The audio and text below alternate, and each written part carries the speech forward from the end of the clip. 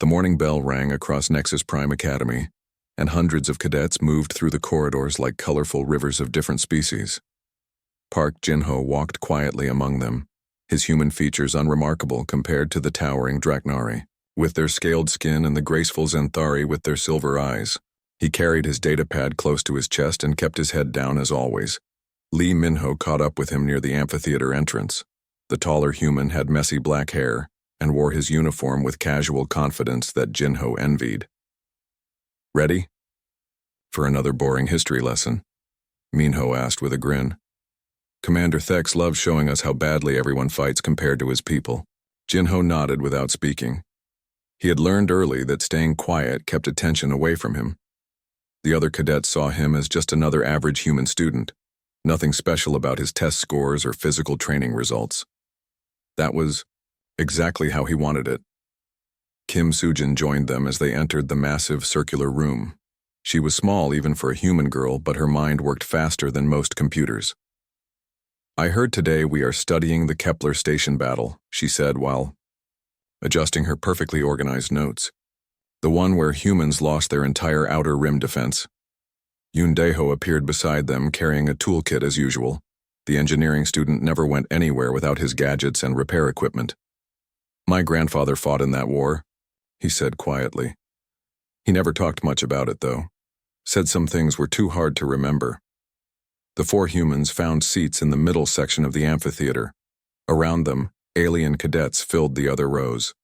The Draknari warriors sat in tight groups, their red eyes scanning everyone like they were looking for enemies. The Zenthari clustered near the front where they could record everything with their advanced devices. Other species scattered throughout.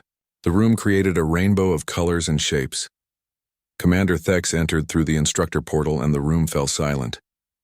The insectoid being stood nearly 3 meters tall with 4 arms and compound eyes that could see in directions humans could not imagine. His chitinous armor gleamed under the artificial lights as he moved to the center platform. "Today we examine failure." His voice buzzed through the translation systems. "Specifically, we study how inferior tactical thinking leads to devastating losses. The human defense of Kepler Station represents one of the most complete military disasters in recent galactic history." Some of the alien cadets made soft sounds that might have been laughter. A few turned to look at the human students with expressions that seemed almost pitying. Jin-ho felt his jaw tighten but kept his face neutral. "The Kethmoran Empire attacked human space with overwhelming force," Thex continued. "Their technology was superior, their numbers massive, their strategy flawless. The humans should have surrendered immediately to save lives. Instead, they chose to fight a war they could not win." The lights dimmed, and a holographic display filled the air above the platform. It showed a star map with human colonies marked in blue and Kethmoran forces in red. The red dots outnumbered the blue ones by at least 10 to 1. Kepler Station was humanity's final stronghold in the outer rim, Thex explained. 3 million civilians had evacuated there, believing the military could protect them. The station's defenses were adequate against normal threats but completely inadequate against the Kethmoran fleet. Vex Thorne, a hegemony cadet with pale blue skin and superior attitude, raised his hand. "Commander, why did the humans not simply surrender the station and negotiate for civilian lives? Surely even they could see the mathematics of the situation." "Excellent question." Thex's mandibles clicked together in what might have been approval. Human emotional thinking often overrides logical decision-making. They believed their honor was more important than practical reality. Nara Solon, one of the Zenthari students, spoke without raising her hand as was her species' custom. "Our tactical analysis suggests the humans could have delayed the Kethmoran advance through strategic withdrawal. Instead, they chose to make their final stand at the worst possible location." "Precisely correct." Thex's 4 arms gestured at the display. "Now observe the consequences of emotional military planning." The hologram shifted to show Kepler Station itself. The massive structure hung in space like a metal flower, its defensive platforms and docking bays clearly visible. Ships moved around it in ordered patterns while construction drones worked on last-minute fortifications. The Kethmoran fleet arrived with 300 capital ships and support vessels numbering in the thousands, Thex narrated. The human defense consisted of 42 ships, most of them converted civilian vessels with minimal weapons. The station's own guns were powerful but limited in number. New ships appeared in the display, sleek predatory shapes that dwarfed the human vessels. They moved with perfect coordination, while the human ships seemed chaotic in comparison. The space battle lasted 6 hours. Thex continued. Human tactics were brave but completely ineffective against superior Kethmaran discipline. Within the first hour, half the human fleet was destroyed. By the third hour, only 5 ships remained operational. The display showed explosions blooming, like deadly flowers among the human ships. One by one, the blue dots disappeared until only the station remained. The Kethmoran then began their assault on the station itself. Thex's voice carried what sounded like satisfaction. Their boarding pods attached to multiple sections simultaneously. Human defenders fought deck by deck, corridor by corridor, but they were vastly outnumbered and outgunned. Kai Minsu, the largest of the Draknari cadets, leaned forward with interest. His species respected combat above all else, even when it ended in defeat. How long did the station hold, he asked. The main sections fell within 4 hours, Thex replied. However, the final defensive position held for an additional 18 hours. This is where we encounter the most puzzling aspect of the entire battle. The display zoomed in on one section of the station.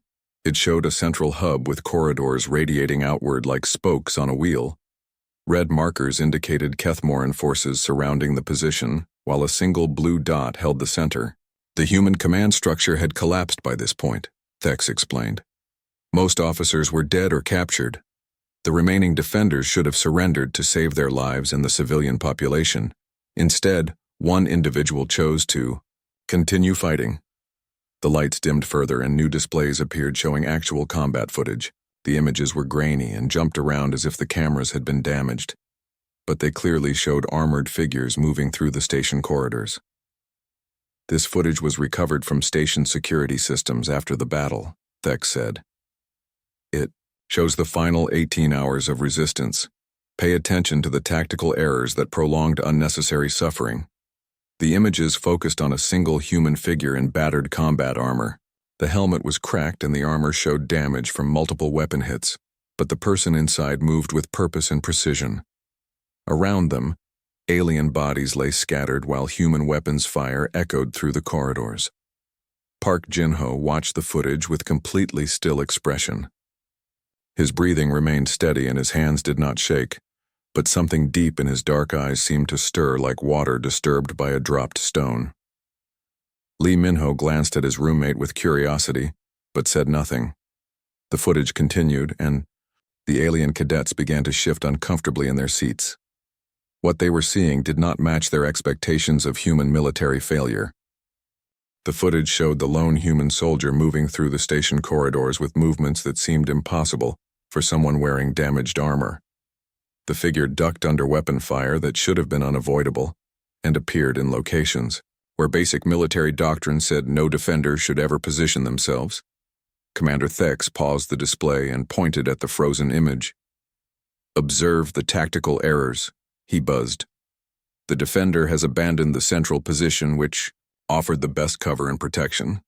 Instead, this human has moved into the open corridor where enemy fire can come from multiple directions." Vex Thorne nodded with the confidence of someone who had never seen actual combat.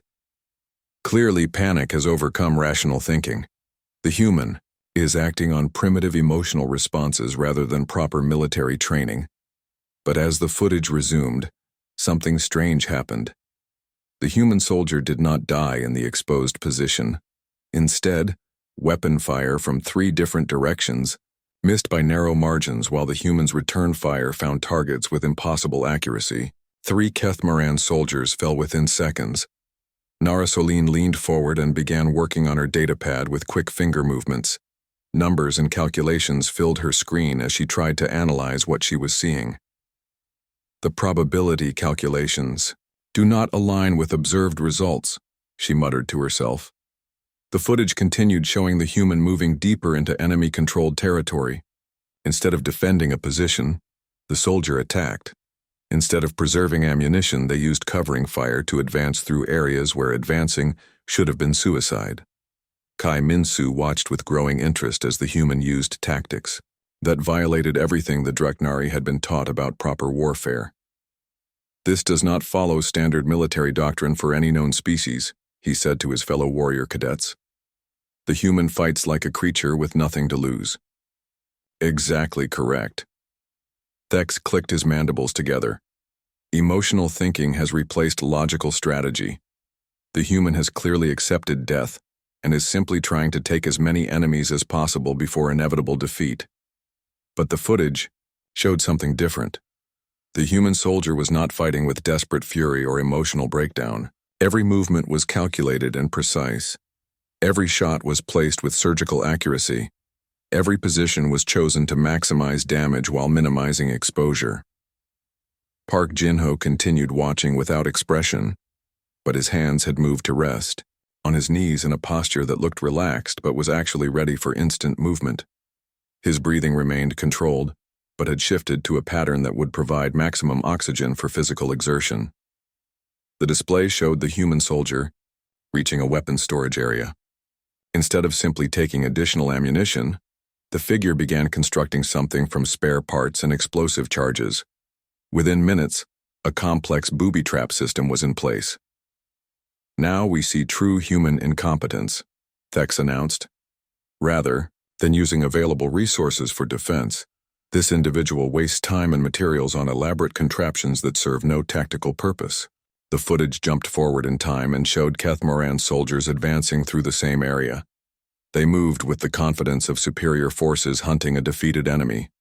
Then the traps activated. The explosions were not random or scattered. They followed a precise sequence that funneled the advancing aliens into a kill zone, where the human waited with perfect firing positions. In less than 2 minutes, an entire Kethmoran assault squad was eliminated without the human firing a single shot. Several alien cadets made sounds of surprise and confusion. This was not the military disaster they had expected to observe. Nara Solan's calculations became more frantic as she tried to understand how one individual was achieving results that should have required an entire platoon. The footage continued showing similar encounters. The human would fall back to a new position, prepare the battlefield with improvised weapons and traps, then draw enemy forces into carefully planned ambushes. Each engagement eliminated multiple opponents while the human remained unharmed. "I do not understand," Vex Thorn said, with growing frustration. "How is one primitive human defeating trained Kethmoran soldiers who possess superior weapons and numerical advantage?"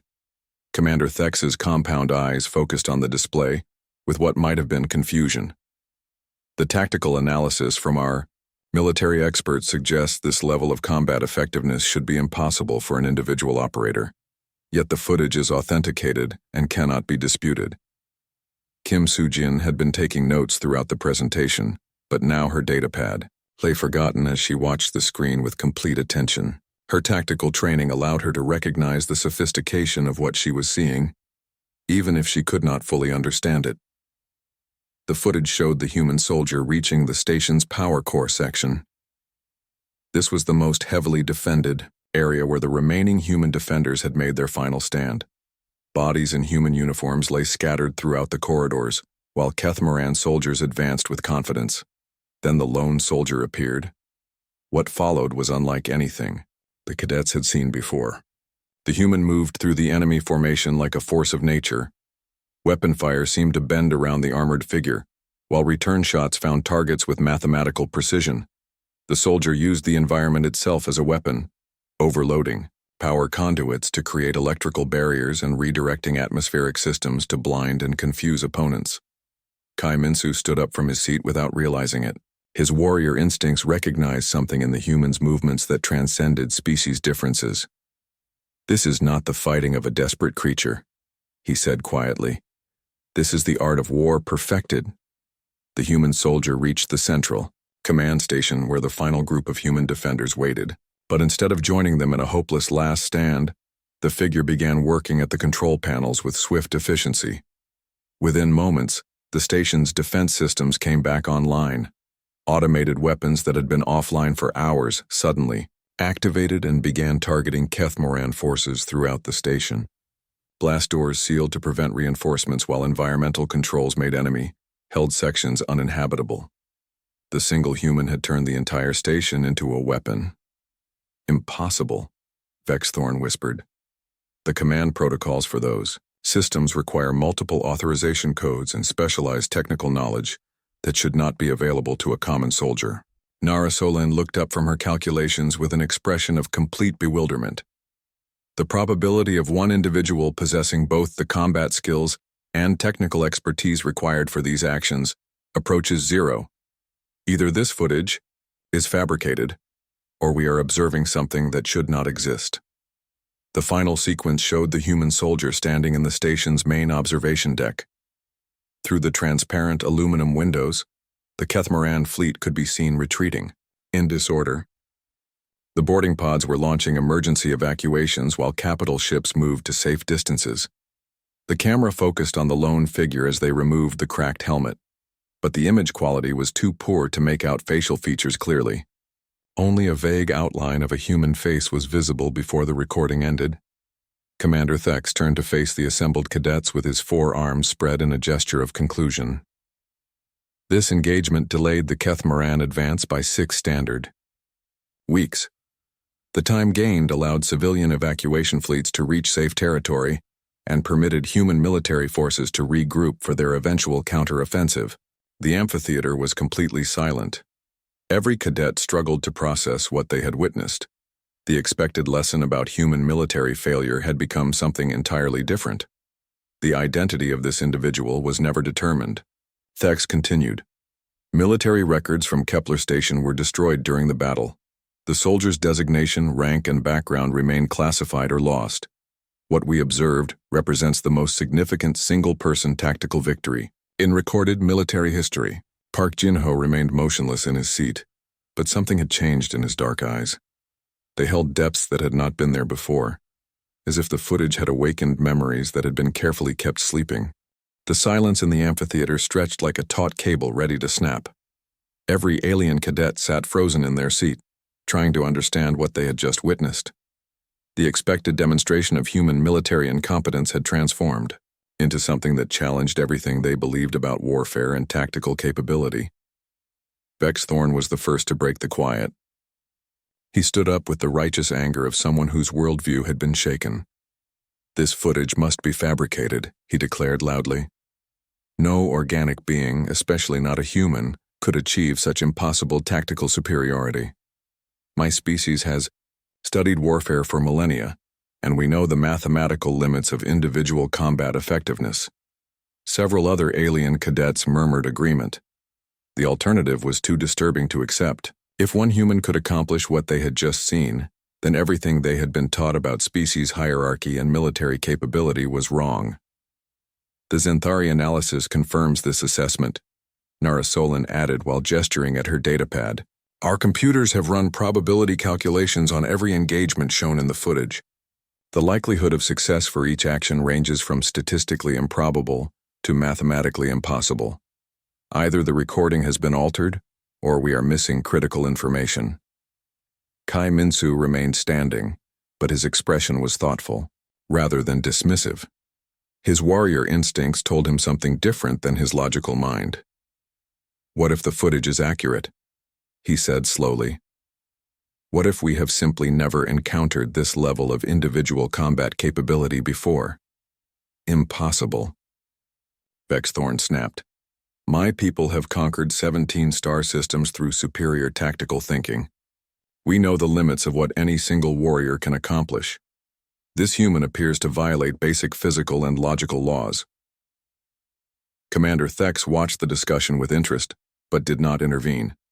Educational debate was encouraged at the Academy, especially when it forced cadets to examine their assumptions about alien species capabilities. Other alien cadets began voicing their opinions. A tall hegemony student argued that humans must have used some form of combat enhancement drugs. A group of Zenthari suggested advanced technology that was not visible in the grainy footage. The Dreknari warriors debated whether the human had been specially trained by some unknown military organization. Through all of this, the human cadets remained quiet, Lee Minho glanced around at his fellow humans with confusion. Kim Soo-jin continued staring at the now blank display as if trying to process tactical concepts that were beyond her current understanding. Yoon Dae-ho fiddled nervously with his toolkit while avoiding eye contact with anyone. Park Jin-ho sat perfectly still in the center of the growing argument. His breathing remained controlled and his posture relaxed, but there was something different about his presence. It was as if the footage had awakened some part of him that had been deliberately kept dormant. "Perhaps we should consider alternative explanations," suggested a quiet voice from the Aquari section. Their species was known for philosophical thinking rather than military prowess. What if this human possessed capabilities that we do not yet understand? What if there are aspects of human nature that have not been properly studied or documented? Vex. Thorne turned toward the Aquari student with obvious irritation. "You suggest we abandon logical analysis in favor of mystical thinking. Combat effectiveness can be measured and quantified. There are no hidden capabilities that can overcome mathematical reality." "Then explain what we just observed," Kai Min-soo challenged. "If the footage is accurate, we must accept that our understanding is incomplete. If the footage is false, we must explain how such detailed fabrication was created and why." The argument was growing more heated when Commander Thex raised one of his forearms for silence. "These are valid questions that deserve serious consideration. Military analysts from multiple species have studied this footage for years without reaching consensus. The tactical achievements shown appear to violate established doctrine, yet the evidence suggests they actually occurred." Nara Solon looked up from her datapad with frustration. "Our most advanced analysis algorithms cannot model the decision-making process displayed by this human. The tactical choices seem random at first observation, but prove to be precisely calculated when examined in sequence. It is as if the soldier could predict enemy actions with impossible accuracy." "Luck," Vex Thorne declared firmly.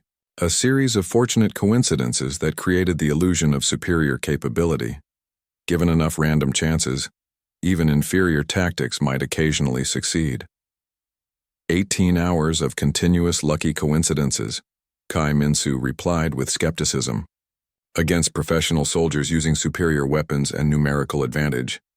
My species respects combat skill above all else, and what we observed was not luck." The debate continued with increasing intensity as alien cadets struggled to reconcile their preconceptions with the evidence they had witnessed. Some insisted on fabrication or technological enhancement. Others proposed unknown training methods or genetic modification. A few suggested that humans might possess hidden capabilities that had been deliberately concealed. Through all of this discussion, Park Jin-ho remained motionless and silent, but his dark eyes tracked every speaker with an intensity that had not been there before. It was as if he was evaluating each argument and finding them all inadequate. Lee Min-ho finally noticed his roommate's strange behavior and leaned closer to whisper, "You have been really quiet during all this. What do you think about the footage?" Jin-ho turned to look at his friend, and Min-ho was startled by what he saw. The quiet, unremarkable cadet he had known for months was gone. In his place sat someone whose eyes held depths of experience that seemed impossible for someone so young. "I think," Jin-ho said quietly, "that everyone is asking the wrong questions." Kim Soo-jin overheard and turned toward them with curiosity. "What do you mean by wrong questions?" "They are trying to explain how the soldier accomplished impossible things," Jin-ho replied. "But they should be asking why someone would choose to fight when surrender would save lives." Yoon Dae-ho looked confused. "What difference does the motivation make if the tactical results are the same?" Jin-ho was quiet for a long moment, as if deciding whether to continue. "It makes all the difference," he said finally. "When you fight for something more important than your own survival, different things become possible." The alien debate was reaching a crescendo when Vex Thorne made his final declaration. "I refuse to accept this obvious propaganda," he announced, loudly enough for the entire amphitheater to hear. "The footage has clearly been enhanced or fabricated to make humans appear more capable than they actually are. No single organic being could achieve such tactical dominance, especially not a member of such a primitive species." Several alien cadets voiced agreement while others continued arguing. The noise level rose as different species defended their various theories about what they had witnessed. Commander Thex was preparing to restore order when a quiet voice cut through the chaos like a blade through silk. "That's me." The two words carried such calm authority that every conversation stopped instantly. Every head in the amphitheater turned toward the source of the voice. Park Jin-ho sat in his seat with the same relaxed posture as before, but something fundamental had changed about his presence. The silence that followed was deeper than before. It was the silence of a room full of predators suddenly realizing they might be prey. Commander Thex's compound eyes focused on the young human with laser intensity. "Repeat your statement, Cadet Park." Jin-ho stood slowly, his movements controlled and precise in a way that suggested extensive training. "The soldier in the footage," he said clearly. "The one you could not identify. That's me." The amphitheater erupted in voices of disbelief, anger, and confusion. But underneath it all was a growing current of something that might have been fear. The explosion of voices that followed Jin-ho's declaration created chaos throughout the amphitheater.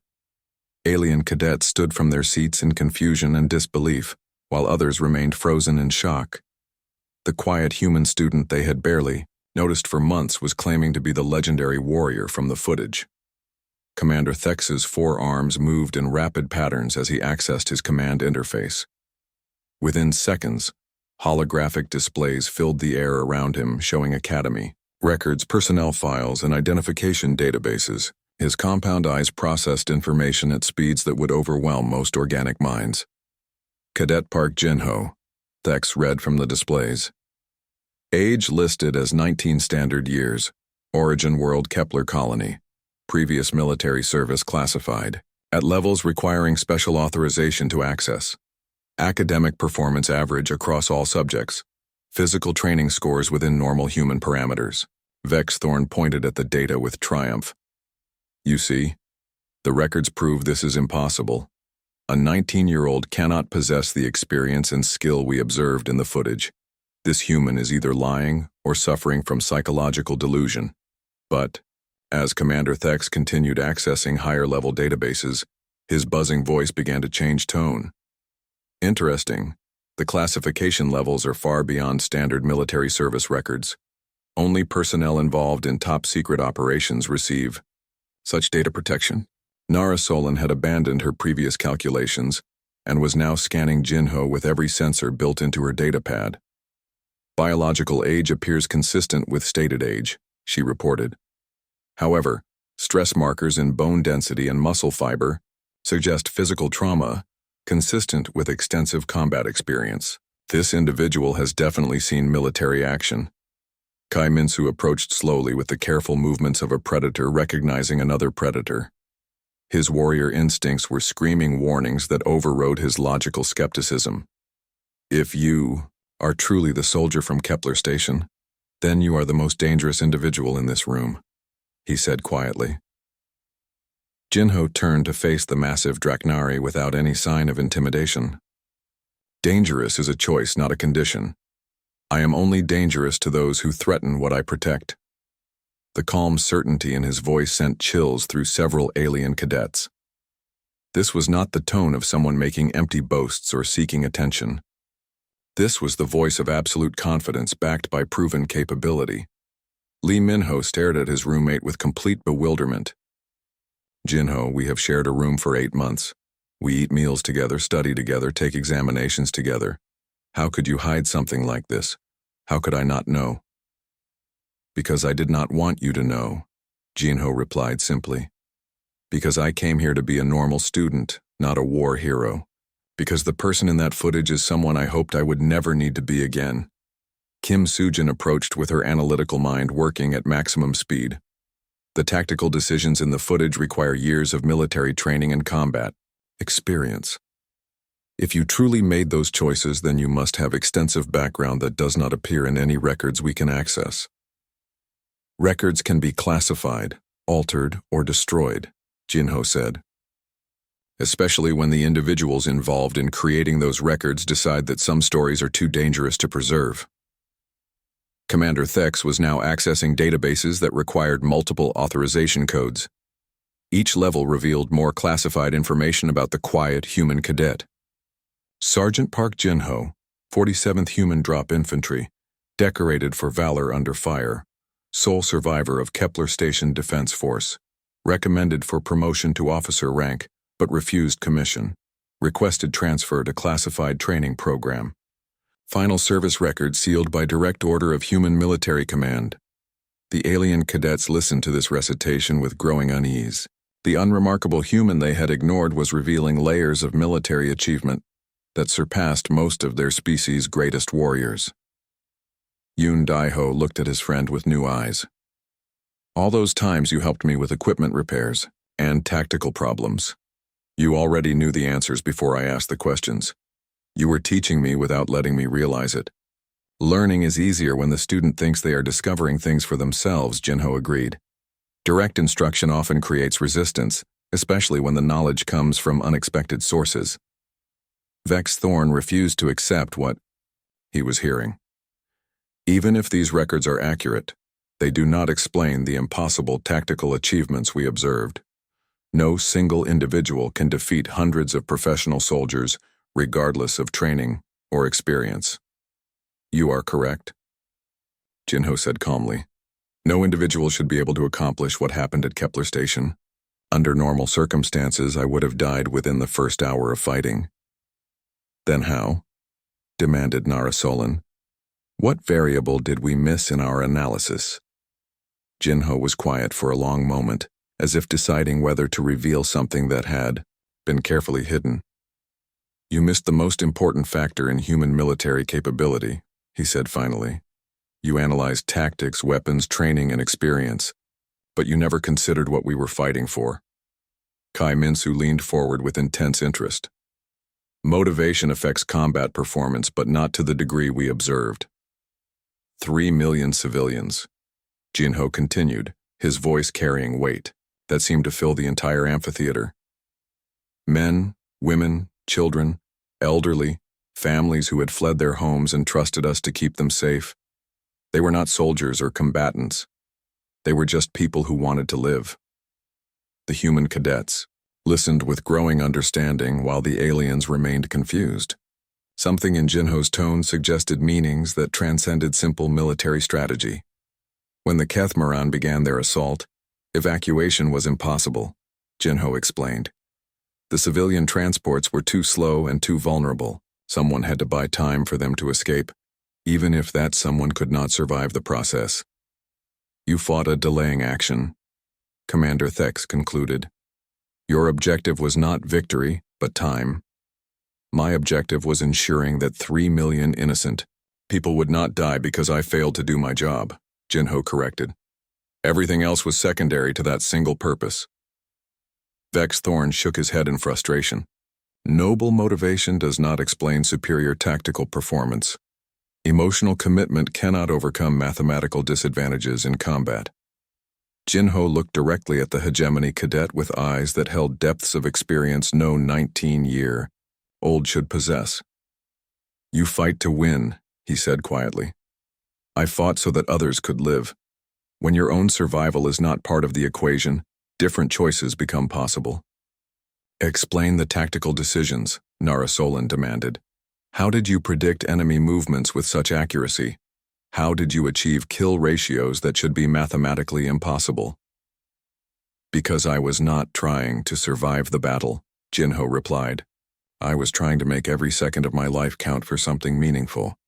When you accept that you are probably going to die, you stop worrying about personal safety and start focusing on maximum effectiveness.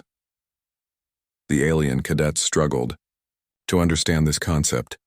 Their military doctrines were based on calculated risk and optimal outcomes.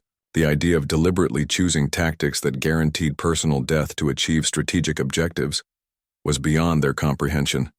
The human soldier used kamikaze tactics, Kai Minsu said with dawning understanding. Every engagement was designed to inflict maximum damage regardless of survival probability. Not kamikaze, Jin-ho corrected. Kamikaze accepts death as the method of attack.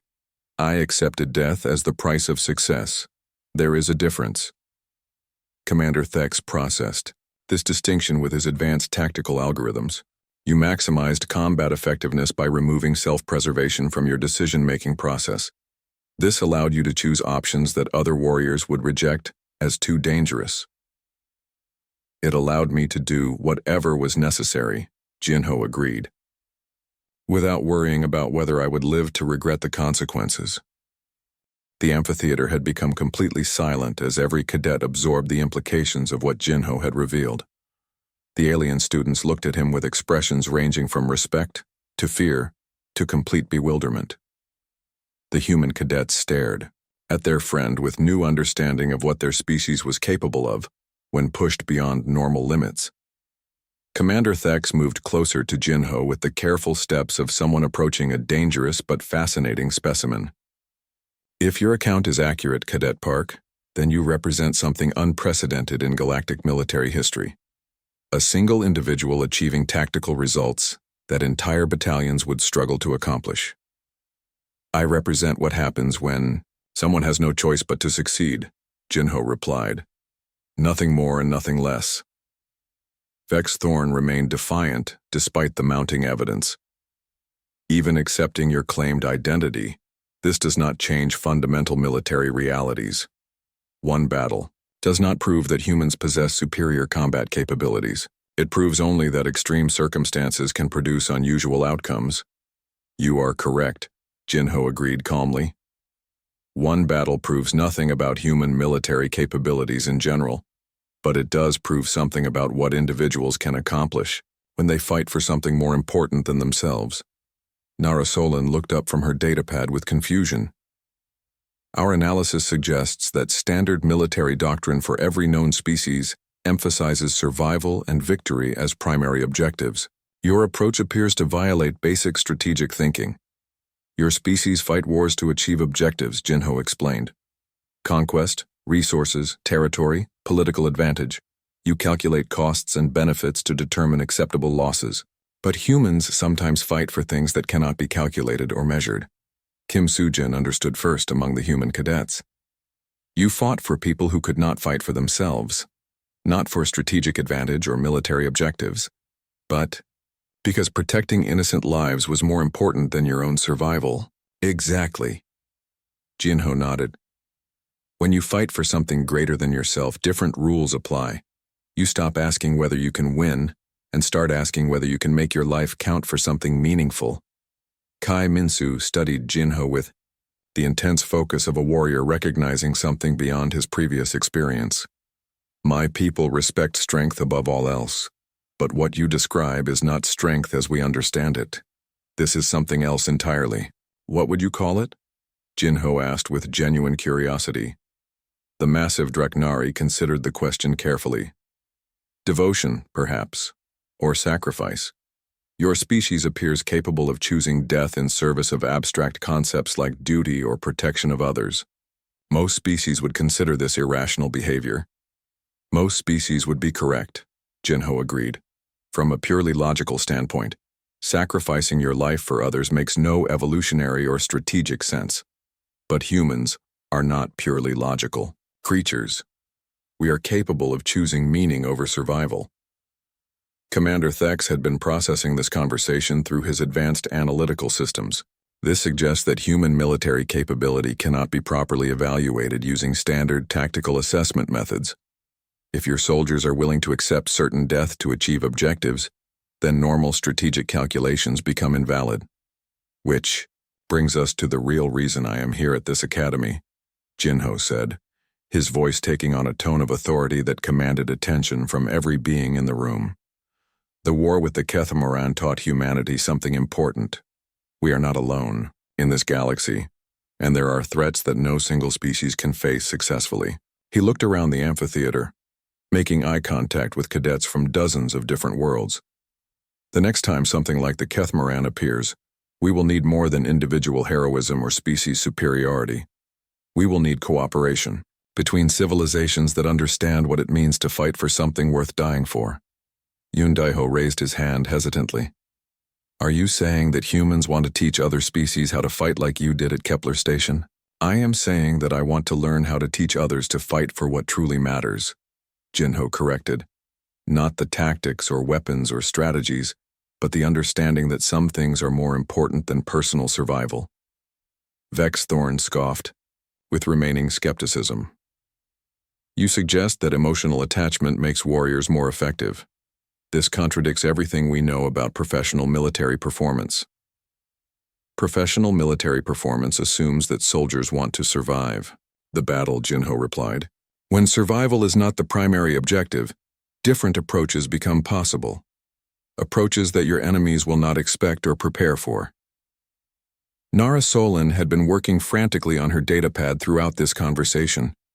If we model combat scenarios using your described methodology, the tactical possibilities expand exponentially. Warriors who do not prioritize their own survival can choose options that would be rejected by normal strategic analysis.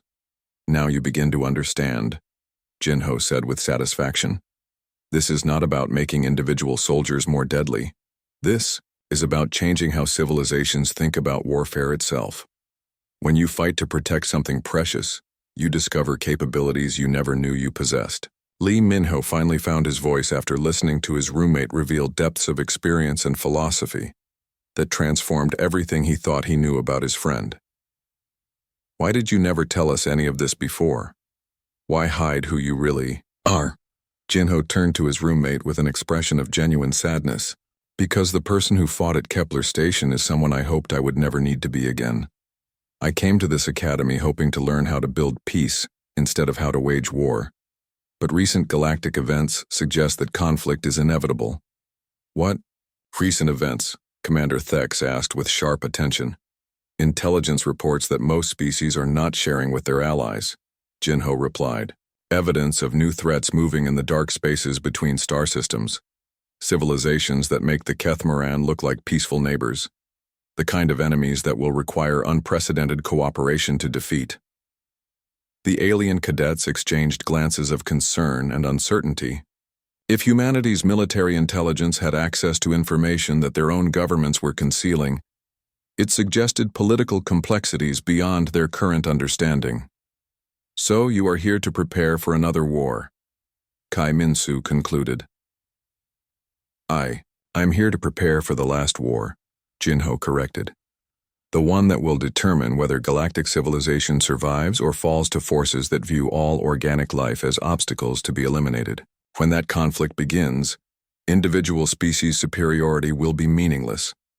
Only unified civilizations fighting for shared values will have any chance of survival. He stood and looked around the amphitheater one final time. The footage you watched today was not about human military superiority. It was about what becomes possible when someone decides that other lives are more important than their own. Every species in this room is capable of that same choice. Every species in this room has individuals who would make that same sacrifice. The question is not whether you can fight like I did at Kepler Station. The question is whether you understand what is worth fighting for in the first place. Commander Thex watched as Jinho gathered his materials and prepared to leave. Where are you going, Cadet Park? To continue my education, Jinho replied simply. I still have much to learn about building alliances between species who have never trusted each other, and apparently I have much to teach about fighting for things that matter more than victory. As he walked toward the exit, Lee Minho called after him. Jinho, what else have you not told us?